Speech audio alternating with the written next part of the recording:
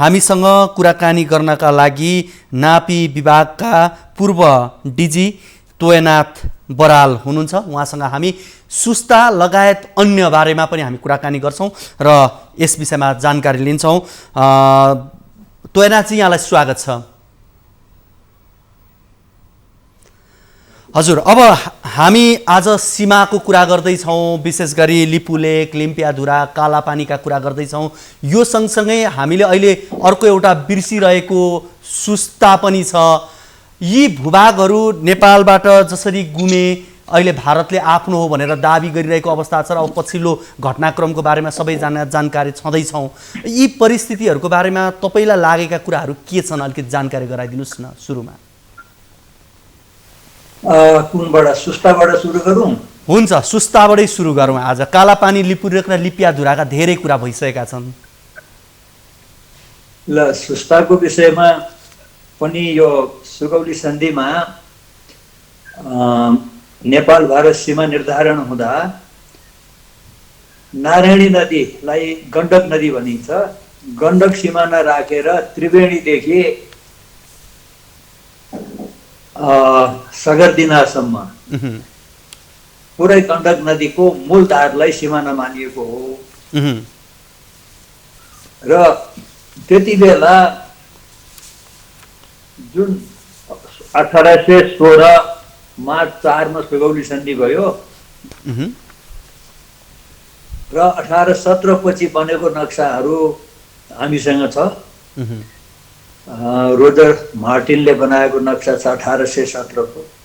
र त्यसमा के छ भने नदीलाई राम्रोसँग उतारिएको छ, आर्टिस्टिक म्याप बनाएको छ। त्यसमा रेफरेन्सहरू देखिँदैन। त्यसको दायाँ बायाँ बााउन्ड्री पिलरहरू पनि छैन।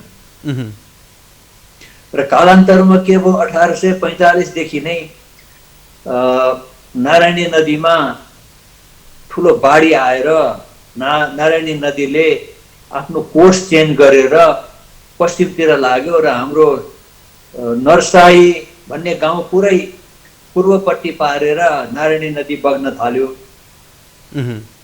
अब नदी सिमाना भनेर यकिन गरिएको हुँदा नदी जता बग्यो त्यही सिमाना मान्ने हो भने हाम्रो नरसाई, सुस्ता सबै पूर्वपट्टि पर्यो भने पूर्वपट्टिको भाग भारतको, पश्चिमपट्टिको नेपालको हुने हुँदा अनि त्यसपछिदेखि नै यो सुस्तामा विवाद हुँदै आएको 1845 देखि नै यो नारायणीको गण्डकको बाढीले आफ्नो कोर्स, गण्डक नदीले आफ्नो मूल कोर्स चेन्ज गर्दाखेरि यो समस्या आएको हो। र पटक पटक यसमा विवाद आउनुको कारण अरू पनि छन्। र यसैलाई लिएर सर्वे अफ इन्डियाले नारायणी नदी पश्चिमतिर लागेपछि अर्को नक्सा निकालेर त्यसैलाई सिमाना बनाएर निकालेपछि हाम्रो सबै भूमि अतिक्रमणमा गयो। तर नक्साले अतिक्रमण गर्यो, तर नर्साई चाहिँ नि हाम्रो नेपालीहरूले नै भोग गरिरहेको अवस्था छ। र सुस्ताको भागमा हामीले 25 सालदेखि 29 सालसम्म नापी गरेर पूर्जा पनि दिएको हो। र पछि 34 सालमा ठुलो बाढी आएर सुस्ताको बस्ती सबै उठाएर लग्यो। नारायणीले सबै बगर बनाइदियो र सुस्ताको वासीहरूलाई यता माथि त्रिवेणी तिर माथि ल्याएर बसोबास गराइएको अवस्था हो। र त्यसरी नारायणीले बाढीले बगाएर बगर बनाउँदाखेरि त्यहाँ अतिक्रमण सुरु भयो। अब हाम्रो नेपालीहरूलाई पूर्जा बाँडेको जग्गा को कहाँ भन्ने बाढीले केही राखेन, सबै चाहिँ नि। अनि त्यसपछि भारतको बिहारतिरको यो इलेक्सनमा पनि त्यहाँको त्यो इलेक्सनमा अब त्यहाँ जग्गा बाँड्ने भन्दै अनि पछि इलेक्सनको मौकाको क्याम्पेनमा आएर भारतीयहरू त्यहाँ बस्न थाले। हाम्रो नेपालीहरू पछि जाँदाखेरि आफ्नो केही भेटेनन्। जति उनीहरूले भोग गर्न सकेको छ त्यो अहिले त्यो भोग गरेकोलाई पनि हामीले मेन्टेन गर्न नसकेको उनीहरूको पीडा मैले भेटेको छु। मैले 2 पटक त्यहाँ भिजिट पनि गरेको छु र स्थानीयहरूले देखाए अनुसारको सीमा हेर्दाखेरि उनीहरूले त्यति पाए पनि चित्त बुझाउँथे, तर राज्यले त्यतिमा चित्त बुझाउँदैन। हामीले आफ्नो नक्सा पनि प्रकाशित गरेका छौँ उहुँ, र भारतीयहरूले पनि आफ्नो दाबी अनुसारको नक्सा प्रकाशित गरेको अवस्था छ र त्यहाँ क्लेम अनि काउन्टर क्लेमको अवस्था त्यहाँ पनि छ। र त्यसमा पनि हामीले नेपाल सरकार र भारत सरकारले 1981 देखि 2007सम्म संयुक्त प्राविधिक सीमा समिति गठन गरेर संयुक्त रूपमा भारत र नेपालको दुवै संयुक्त समितिले फिल्डमा गएर सबै हेर्दाखेरि नाप नक्सा गरेको अवस्था छ र अन्य ठाउँमा सबै हामीले भएका सानातिना विवादहरूलाई नलाउँदै हामी गयौँ। 182 थान नक्सा पनि हामीले बनायौँ।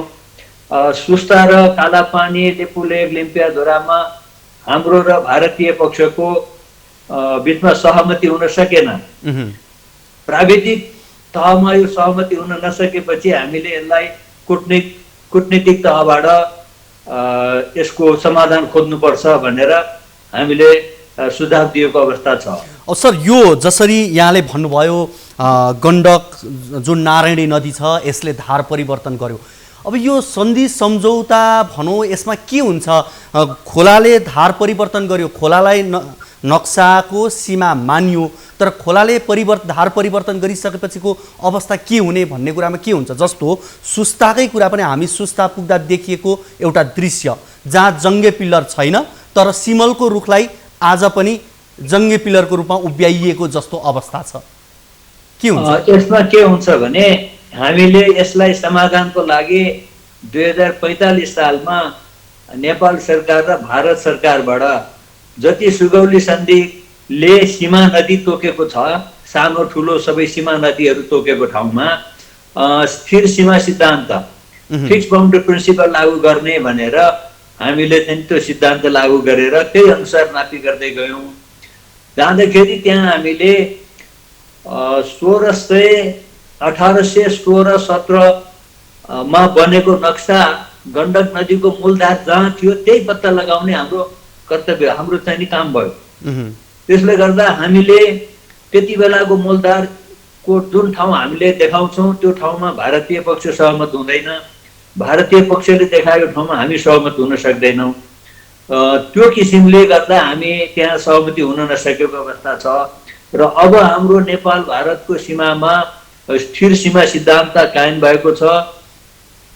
सबै सानातिना नदीहरूलाई हामीले सुगौली सन्धिको अनुसारका सीमा नापीका नक्साहरूलाई लिएर त्यसैलाई हामीले अहिले सीमा अद्यावधि गरेको अवस्था छ र अरू पनि सानातिना तराईका नदी नालाहरू दायाँ बायाँ धेरै बगेको अवस्था छ। त्यसले सीमामा बस्ने हाम्रो नागरिकहरूलाई पनि र भारतीय नागरिकलाई पनि हाम्रो आफ्नो सीमा भन्ने छुट्याउन गाह्रो पर्ने देखेर हामीले यो स्थिर सीमा सिद्धान्त ल्याएर सबै ठाउँमा बाउन्ड्री पिल्लरहरू गाड्ने भारत र नेपाल सरकार दुवै सरकारको अनुसार अहिले बाउन्ड्री वर्किङ ग्रुपले काम गरिरहेको अवस्था छ र सुस्ताको हकमा हामीले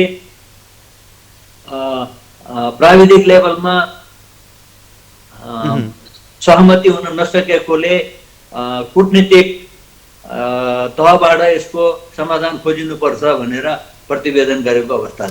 जस्तो यहाँहरूले नापी विभागबाट यहाँ डिजी हुँदै गर्दा सुस्ता 2 पटकमा आफैले नि भ्रमण गरे भनेर यहाँले बताउनु भयो र प्राविधिक रूपमा यहाँहरूले बुझाउनु भएको प्रतिवेदन एक ठाउँमा रह्यो जुन नेपालको भूभाग यहाँसम्म हो भन्ने कुरा यहाँले यकिन पनि गराइसक्नु भयो। तर राजनीतिक तवरमा चाहिँ यति लामो समयसम्म किन रोकियो जस्तो लाग्छ यहाँलाई?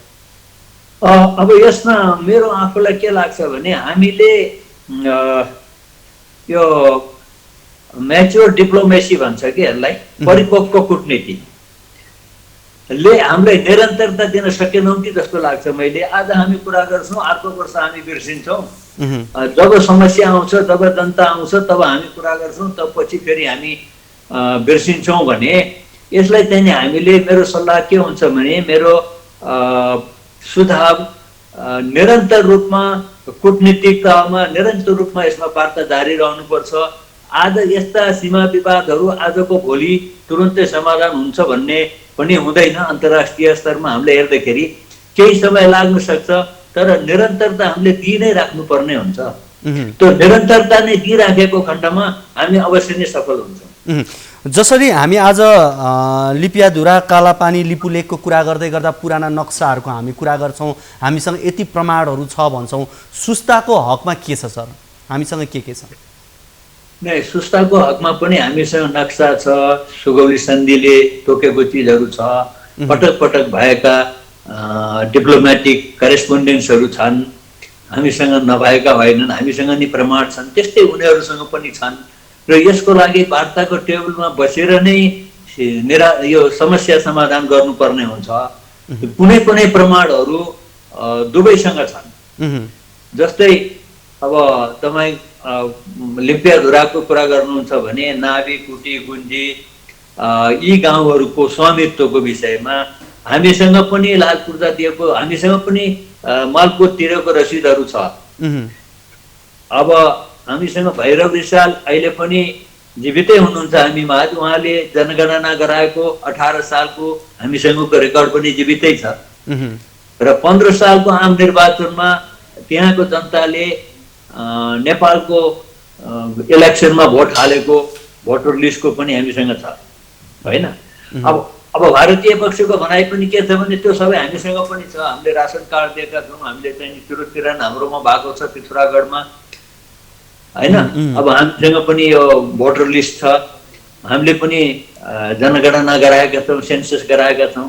अब भयो कि भएन, दुवैसँग यो प्रमाण भयो भने अब वार्ताको टेबलमा यो राखेर कुरा नगरिकन निर्गोल गर्न सकिएन। त्यस्तै सुस्ताको विषयमा पनि हामी वार्तामै बसेर गण्डक नदीको 1816-17 को मूलधार यही हो भनेर हामीले यकिन गर्न सक्यौँ भने हाम्रो समस्या समाधान हुन्छ।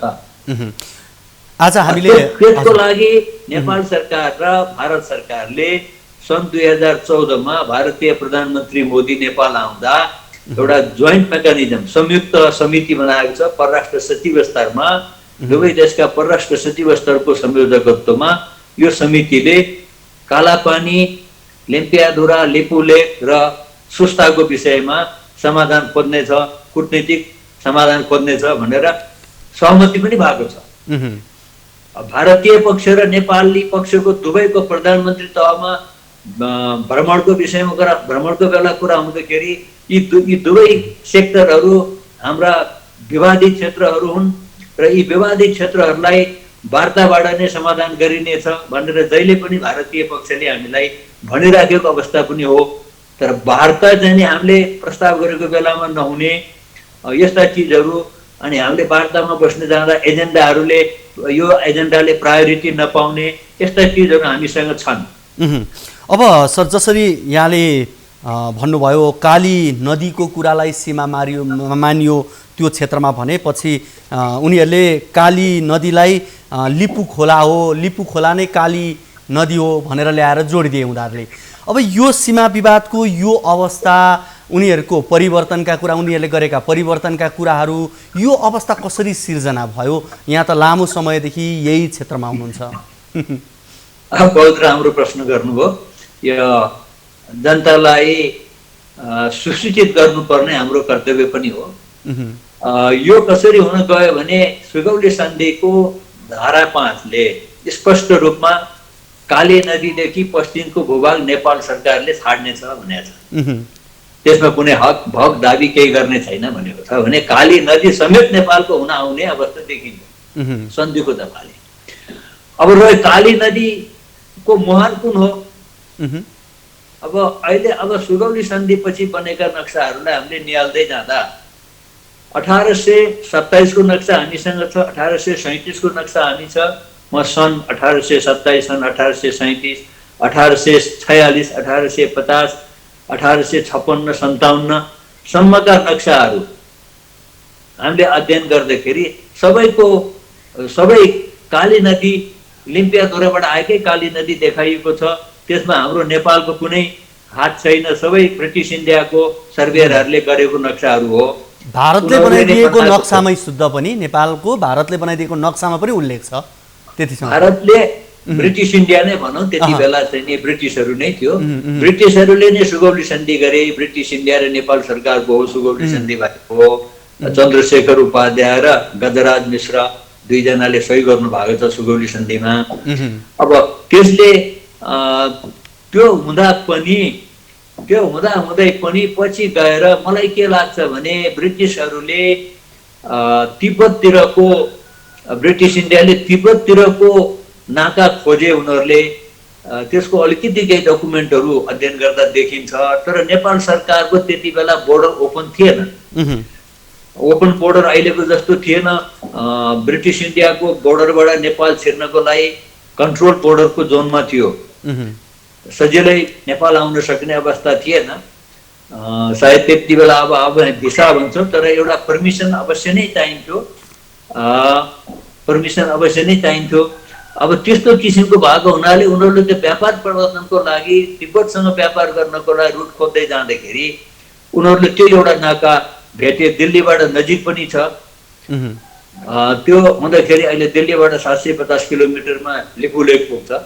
त्यो हुँदाखेरिमा कतै कतै मैले सुन्नमा आएको छु चन्द्र शमशेरको पालामा राणाहरूसँग ब्रिटिस त्यति बेलाको ब्रिटिस रेजिडेन्ट, काठमाडौँमा बस्ने रेजिडेन्ट, अहिलेको हिसाबले राजदूत भन्न पर्यो, ब्रिटिस रेजिडेन्ट र चन्द्र शमशेरको पालामा एउटा केही सहमति भएर उनीहरूले त्यो नक्सा परिवर्तन गरेको हो कि भन्ने एउटा शङ्का मेरो मनमा आएको छ। तर मसँग त्यसको प्रमाण अहिले छैन।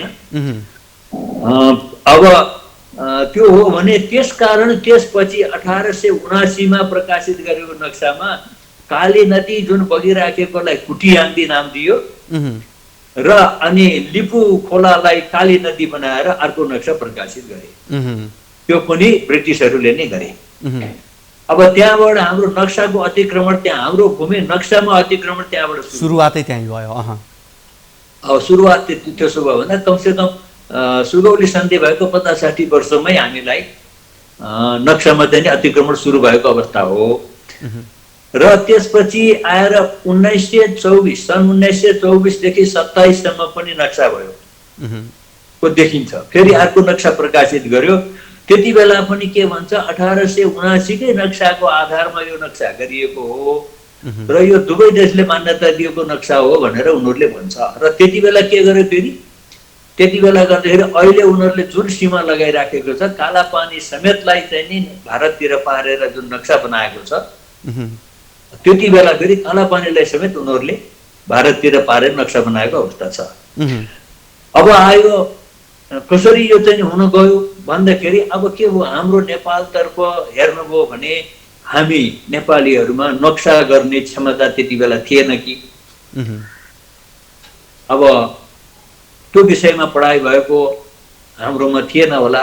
नक्सा सबै उनीहरूले गरे। सीमा नक्सामा पनि हाम्रो सही त गरेको छ होइन, तर सही गरेको छ उनीहरूले जहाँ जहाँ भोग अनुसारको गर्दै गएको छ त्यो हिसाबले हेरेर गरेको होला। नक्सामा सही छ त्यसलाई नभएको त हामी मान्यता दिँदैनौँ। दुवै पक्षले सही नगरेको नक्सालाई हामी मान्यता दिँदैनौँ।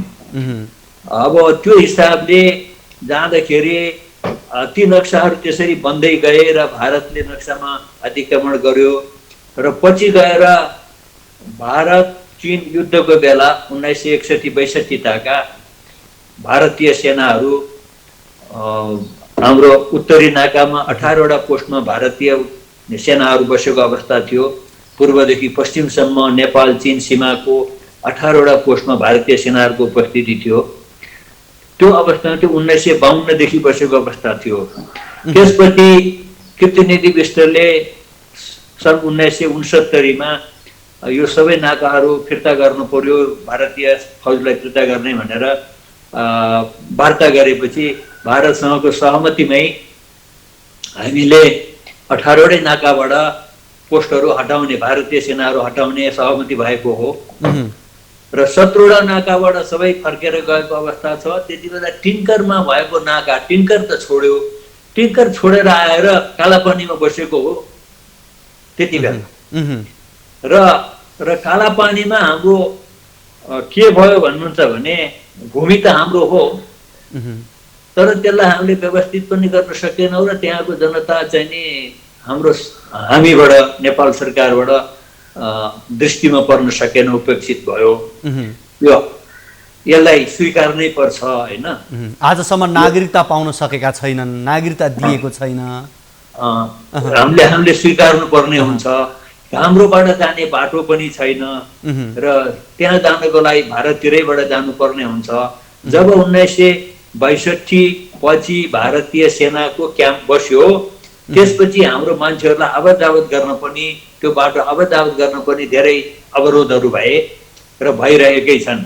जब सेना त्यहाँ बस्यो भने हामीले गएर त्यहाँ अरू एक्टिभिटिजहरू गर्न सक्ने अवस्था पनि भएन। जबसम्म उनीहरूलाई हटाउन सकिँदैन, हामीले गएर त्यहाँबाट अरू एक्टिभिटिजहरू हामीले गर्न नसकेको अवस्था, यो हामीले स्वीकार्नै पर्छ। र यसलाई चाहिँ नि अब के भन्नुपर्छ भने, जब हाम्रो जनतालाई जानकारी भयो यो क्षेत्र हाम्रो हो, यो हाम्रो सोभरेनिटीभित्र, हाम्रो सम्प्रभुताभित्रको हो, हाम्रो स्वतन्त्रता भौगोलिक अखण्डतामा आँच आउँछ, अब यो हामीले लिनुपर्छ भन्ने भयो। तब चाहिँ नि हामीले त्यति बेलादेखि नै यो आवाजहरू उठाइराखेको अवस्था हो। र यसमा पनि म के भन्छु भने, कूटनीतिक पहल नभएका पनि होइनन्, भइराखेका पनि छन्, तर यिनले निरन्तरता पाएनन्। निरन्तरता पाएको भएदेखि फलोअप गरिराख्नुपर्छ। मर्का पर्ने मान्छे त हामी हो नि, मर्का पर्ने हामी हो। मर्का पर्ने मान्छेले नै बढी चाहिँ नि खोज नीति गरिराख्नुपर्छ भने हामीले निरन्तर यसमा लागिराख्नु पर्थ्यो। लागिराख्नु पर्दा 1 वर्ष नभए दोस्रो वर्ष, तेस्रो वर्ष यसरी हुन सक्ने सम्भावनाहरूलाई हामीले निरन्तरता नदिँदाखेरि अहिलेको स्थितिमा उनीहरूले बाटो समेत निकालेर लेपुलेक पुर्याउने अवस्था आयो। उद्घाटन पनि भइसक्यो। नेपाल सरकारले डिप्लोमेटिक नोट पठाएर वार्ता गरौँ भन्दा पनि त्यसको व्यवस्था गरियो। यसो हुँदाखेरि भारतले हामीले चाहेर होइन, भारतसँग यो अहिले हामीले यो अलिकति हाम्रो अनइजीनेस, हाम्रो बेखुसी हामीले जुन देखाइराखेका छौँ, भारतले गर्दा नै हो। हामीले आफै खुसीले यो केही पनि गरेको होइन, उनीहरूले नै हामीलाई यो बाध्य बनाइदियो। यो बाटो जाऊ भनेर भन्ने जस्तो भयो हामीलाई। र हामीले अहिले नयाँ नक्सा प्रकाशित गरेको अवस्था छ र अब यसमा चाहिँ नि कसरी जाने भन्ने एउटा प्रसङ्ग आउला। हस्, यहाँको यो महत्त्वपूर्ण समय र संवादको लागि यहाँलाई धेरै धेरै धन्यवाद। एकैछिन हजुर, मेरो एउटा सानो कुरा जोड्न चाहन्छु। अब जाँदाखेरि, अबको यो प्रसङ्गमा हामी जाँदाखेरि अहिले यो हामीलाई एउटा अवसरको ठाउँ पनि छ। यो समाधान गर्ने हाम्रा एकजना राजनीतिक व्यक्तित्व हुनुहुन्छ। पहिला गृहमन्त्री पनि हुनुभयो, परराष्ट्र मन्त्री पनि हुनुभयो, सबै कुरा यो विषयको जानकार पनि हुनुहुन्छ। अहिले हामीसँग प्रधानमन्त्रीको उसमा हुनुहुन्छ। अब उहाँले नै यो स्टेप लिनु भएको छ भने हामी सबै नेपालीहरूले एक स्वरमा साथ दिनु पर्यो। र यस बेला हामीलाई कस्तो चाहिएको छ भने परिपक्व कूटनीति, परिपक्व कूटनीतिको परिचालन गरेर एउटा निडर, स्पष्ट राजनीतिक इच्छाशक्ति, सुझबुझले भरिएको परिपक्व कूटनीतिसँगै जानुपर्छ। यो भयो भने विषयवस्तुसँग पुरै जानकार भएको प्रधानमन्त्री स्वयं भएको अवस्थामा हामी सबै नेपालीहरूले साथ दियौँ भने, अब सबै नेपालीहरूले साथ दिने, सबैलाई कन्भिन्स गर्न पर्यो। सरकारले श्वेतपत्र जारी गर्न पर्यो र हामी यसो गर्दैछौँ। पहिले भएका आफ्ना केही कमी कमजोरीहरूलाई देखाउनु पर्यो। जस्तै संविधानकै संशोधनको कुरा छ, यसको लागि त्यो पनि हामीले संविधान सभाबाटै चाहिँ नि अब यसलाई पनि संशोधन प्रस्ताव आइसकेको अवस्था छ। अब यी प्रक्रियाहरू गरेर पुऱ्याएर गएर हाम्रा निशा, प्रमाण, नक्साहरू, सन्धि, यी सबै चिजहरू हामीले पुरा जम्मा गर्नुपर्छ र हामी वार्तामा बस्नुपर्छ। परिपक्व कूटनीतिक पहल गरेर वार्तामा बस्नुपर्छ र भारतसँगको हाम्रो जुन बहुआयामिक सम्बन्ध छ, धार्मिक, सांस्कृतिक, भन्छ नि रोटी बेटीको सम्बन्ध भन्छ नि, ओपन बोर्डर छ। हाम्रा यी सबै सहुलियतका कुराहरू पनि छन् र यिनका ड्रब्याक्सहरू पनि छन्। तर यो सबै चिजलाई मध्यनजर राखेर यो सीमा विवादले हाम्रा अरू सम्बन्धहरूलाई बन्धक नबनाओस्। हामी त्यो किसिमले हाम्रा द्विपक्षीय वार्तामा भारतलाई हाम्रो भूमि छाड्देऊ पनि भन्नुपर्छ र हामीले उनीहरूको ससम्मान उनीहरू आफै फिर्ता जाने एउटा अवस्था पनि सृजना गरिदिनु पर्ने हुन्छ, मलाई यस्तो लाग्छ। हस्, यहाँको यो महत्त्वपूर्ण समय र संवादको लागि यहाँलाई धेरै धेरै धन्यवाद। ल, धन्यवाद तपाईँहरूलाई, श्रोताहरूलाई, दर्शकहरूलाई मेरो नमस्कार। कोरोनाले सिर्जना गरेको सङ्कटमा पल पलका न्युज अपडेट र हर क्षेत्रको कभरेजका लागि न्युज 24 नेपाल युट्युब च्यानललाई सब्स्क्राइब गर्नुहोला।